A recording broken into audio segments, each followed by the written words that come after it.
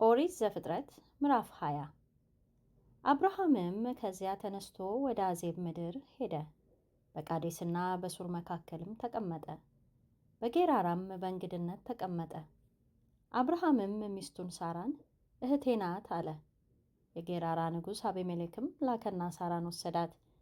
እግዚአብሔርም ሌሊት በሕልም ወደ አቤሜሌክ መጣ፣ እንዲህም አለው፣ እነሆ አንተ ስለወሰድካት ሴት ሙት ነህ፣ እርሷ ባለባል ናትና።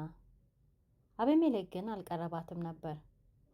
እንዲህም አለ፣ አቤቱ ጻድቁን ሕዝብ ደግሞ ታጠፋለህን? እህቴ ናት ያለኝ እርሱ አይደለምን? እርሷም ደግሞ ራሷ ወንድሜ ነው አለች። በልቤ ቅንነትና በእጄ ንጹሕነት ይህን አደረግኩ። እግዚአብሔርም በሕልም አለው፣ ይህን በልብህ ቅንነት እንዳደረግክ እኔ አወቅኩ። እኔም ደግሞ በፊቴ ኃጢአትን እንዳትሠራ ከለከልኩ። ስለዚህም ትነካት ዘንድ አልተውኩም። አሁንም የሰውየውን ሚስት መልስ፣ ነቢይ ነውና ስለ አንተም ይጸልያል፣ ትድናለህም።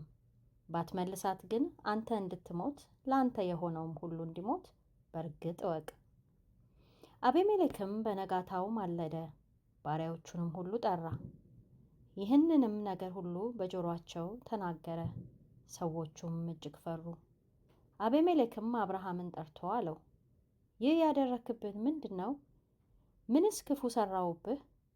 በእኔና በመንግሥቴ ላይ ትልቅ ኃጢአት አውርደሃልና የማይገባ ሥራ በእኔ ሰርተህብኝ። አቤሜሌክም አብርሃምን አለው፣ ይህን ማድረግህ ምን አይተህ ነው?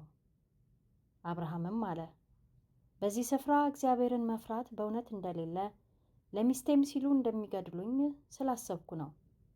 እርሷም ደግሞ በእውነት እህቴ ናት፣ የእናቴ ልጅ አይደለችም እንጂ የአባቴ ልጅ ናት፣ ለእኔም ሚስት ሆነች።